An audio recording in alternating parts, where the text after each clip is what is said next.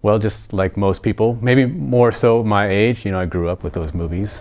Very in tune with those movies and the character Mad Max, George Miller, huge fan. We want the freedom to be able to implement the type of game that suits us as a studio and that we think players want to play.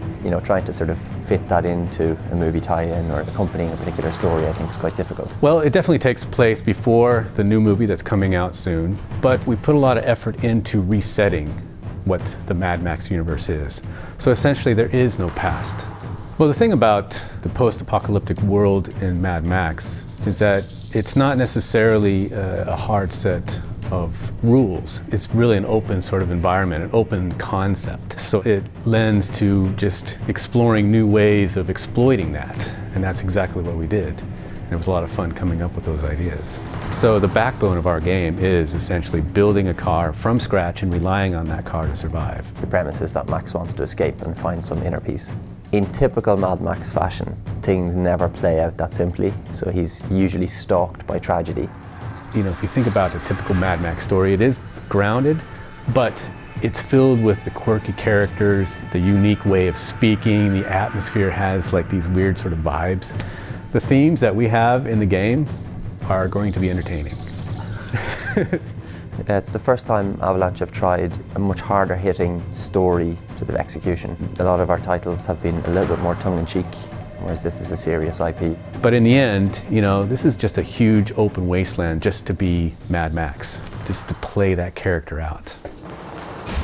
You can go and mess around with the car, you can do some crazy jumps, you can start getting into some over-the-top combat moments. You can decide on how you want to traverse around. All that stuff is there. It's got the Avalanche stamp, especially when you start thinking of the big explosions and just the crazy things that can happen that you don't expect to happen. We wanted to make sure that everything that the player did out in the open world is tied to some sort of contextual reference. And so that was my role, working with Odd on the narrative, was to make sure that the story that we were developing was fully integrated into the gameplay experience. It's our first post-apocalyptic game, so I think we're still feeling that out. It's quite a daunting challenge to be handed a desert as your main location, especially after some very colourful games that we've done in the past. I think we've succeeded admirably with making that come to life. Lots of environmental effects, lots of weather simulation and things like that make the world seem alive. I think what Avalanche has proved that we can do well has been make an open world that you want to explore.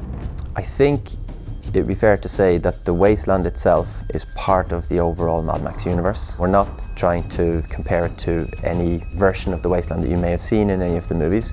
We're trying to make it true to the collected body of work that is your idea of Mad Max. We started off, with this simple goal to make the most authentic Mad Max experience. And that includes this concept of things are very tight. Just getting enough health or the resources to build this car that you're trying to build, it's going to require an effort. Scavenging the wasteland for scrap or just the ability to survive the next day is the touch and go moment that we wanted in the game.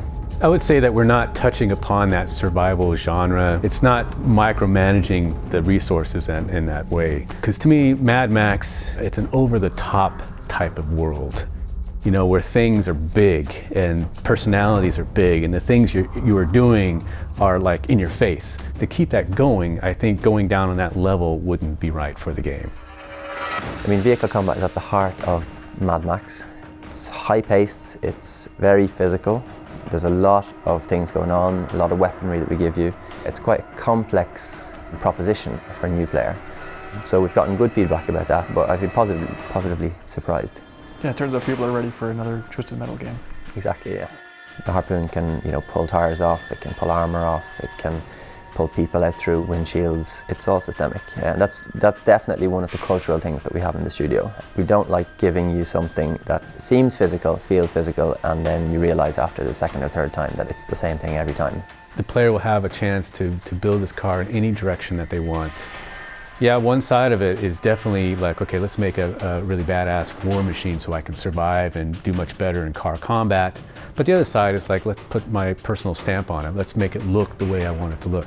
So when you're thinking about this ideal car that you want to make, it's not all about getting all the maximum upgrades and just getting everything piled on the car. players are going to have to tinker with this car to get it into the zone that they feel good with. And I think that's what is really going to be a cool thing about this game. I think people will be surprised that we've maintained this authenticity. It's the type of Mad Max that they want to play. So I think the expectations are going to be met. I just hope that just give the game a chance, sink your teeth into it, and just live out that Mad Max experience.